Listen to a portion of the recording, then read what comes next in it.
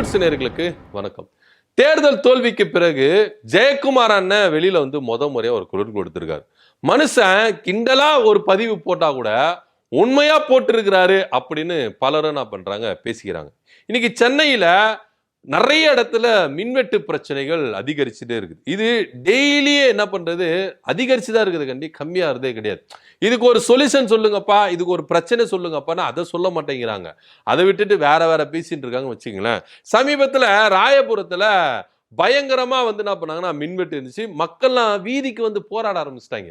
இது திமுக ஆட்சி காலத்துல இருக்கும்போது நடக்கவே கிடையாது.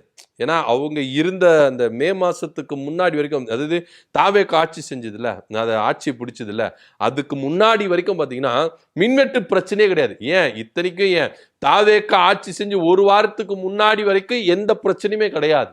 இப்போ சமீபமா 2-3 நாளா தான் ரொம்ப அதிகரிச்சுட்டு என்ன பண்ணுது, மக்கள் வந்து அவதிப்படுறாங்க. அதுவும் இந்த புழுக்கத்துல இருக்கவே முடியலங்க உண்மையிலேயே.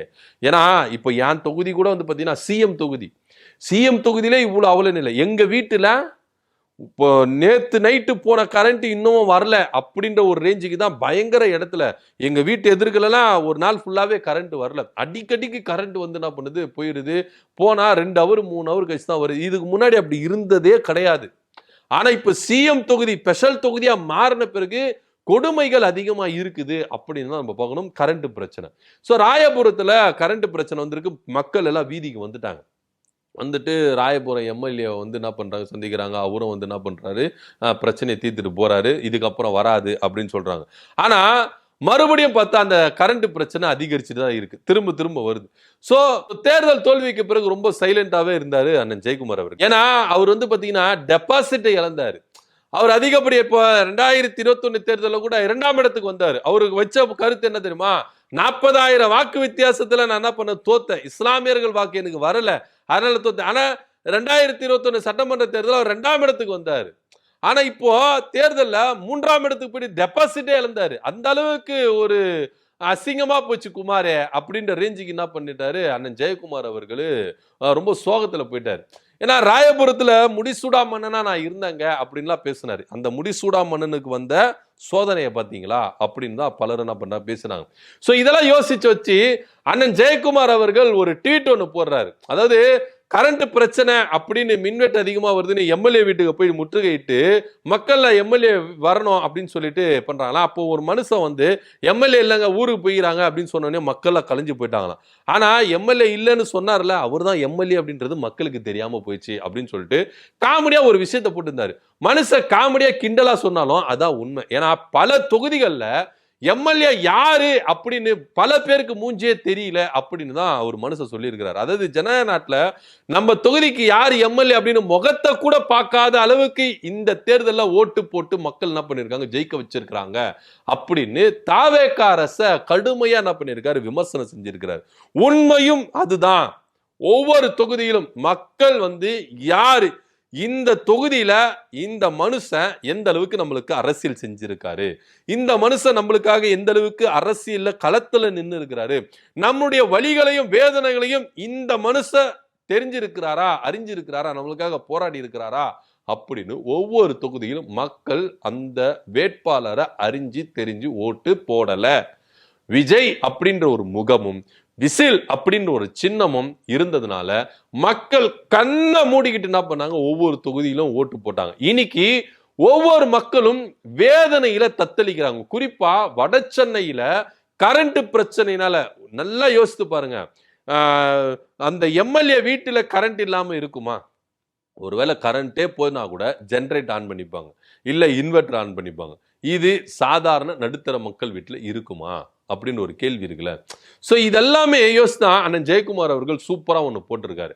எம்எல்ஏ வீட்டுக்கு போனவங்க எம்எல்ஏ தான் வந்து வெளியே போயிட்டாரு அப்படின்னு சொல்லி என்ன பண்றாங்க, கேட்டுட்டு போறாங்க.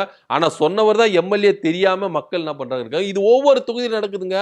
அவர் வந்து கிண்டலா போடுறாரு அப்படின்னு இல்ல, உண்மையை சொல்லி இருக்கிறாரு. ஒவ்வொரு தொகுதியிலும் எம்எல்ஏ யாருன்னே தெரியாது ஒரு சில ஜனங்களுக்குலாம். இன்னைக்கும் போயிட்டு யாருன்னு கேளுங்களேன், தெரியாது. யாருங்க அவர் எம்எல்ஏ அப்படின்னு கேட்டா விஜய் தான் சொல்லுவாங்க.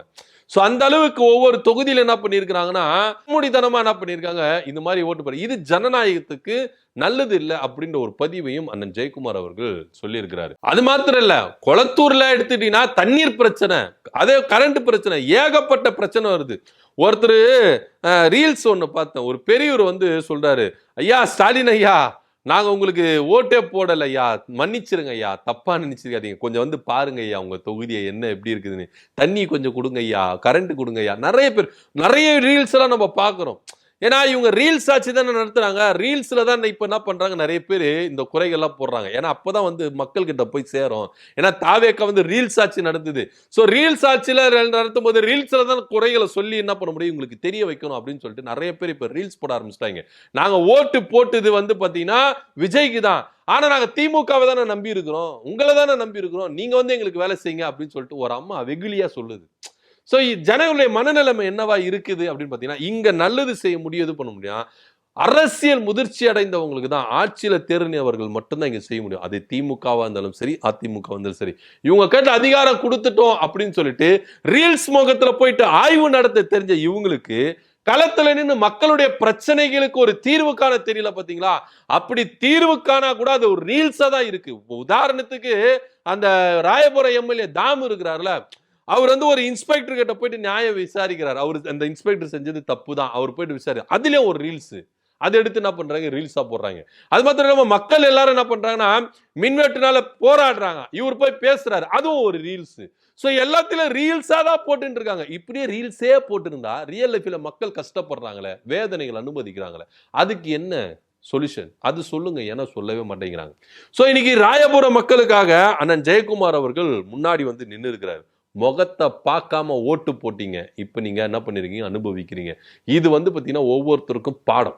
இதுக்கப்புறம் ஒரு தேர்தல்ல முகத்தை பாருங்க, இந்த வேட்பாளர் நம்மளுக்காக எப்படி களத்துல நின்று இருக்கிறாங்க, நம்மளுக்காக என்னென்ன பிரச்சனைகள் எடுத்து பேசியிருக்காங்க, நம்முடைய பிரச்சனைகளை எந்த அளவுக்கு போராடி இருக்கிறாங்க அப்படின்னு பார்க்கணும். அதெல்லாம் பார்க்காம கண்ணை மூடிக்கிட்டு நீங்க என்ன பண்றீங்க, விஜய் விசில் எப்படின்றதுக்காகவே நீங்க ஓட்டு போட்டுட்டீங்க அப்படின்றதா இங்க பார்க்க வேண்டியதா இருக்குது. சோ ஜெயக்குமார் அண்ணன் அவர்கள் கிண்டலா சொல்லி இருக்கலாம், ஆனா இது ரியல் அப்படின்றதுல எந்தவித மாற்று கருத்து இல்ல. சோ தாவேக அரசை வச்சு செஞ்சிருக்கிறாரு ஜெயக்குமார் அவர்கள், அதுல எந்தவித மாற்று கருத்து இல்ல. ரொம்ப நாள் சைலண்டாவே இருந்தாரு, இதுக்கப்புறம் தான் அங்க இருக்குது. ராயபுரம் தொகுதியில ஜெயக்குமாரனுடைய அரசியலை பாப்பீங்க அப்படின்னு சொல்லிட்டு தெரிக்க விடுறாங்க அவங்களுடைய ஆதரவாளர்கள். சோ ஜெயக்குமார் அவர்கள் ஒரு விஷயத்த சொன்னாலும் அவர் உண்மையை தான் சொல்லியிருக்காரு. ஒரு தொகுதியில எம்எல்ஏ யாருன்னே தெரியாம மக்கள் இருக்கிறாங்க, முகத்தை பார்த்து ஓட்டு போடல அப்படின்னு அவர் கிண்டலா சொல்லிட்டு நம்ம கடந்துட போயிட முடியாது. அதுல 1008 அர்த்தம் இருக்கு, உண்மையும் இருக்கு.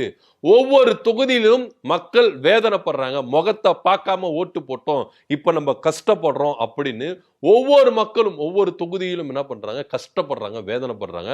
சோ தாவேக்கா ஆட்சி அமைந்த உடனே கரண்ட்டுக்கு இவ்வளவு பிரச்சனைகள் வருது அப்படின்னா இது எப்படி சொல்யூஷன் ரெடி பண்ண போறாங்க அப்படின்னு நம்மளுக்கு தெரியல அப்படின்றத நிதர்சனமான உண்மை இருக்கு.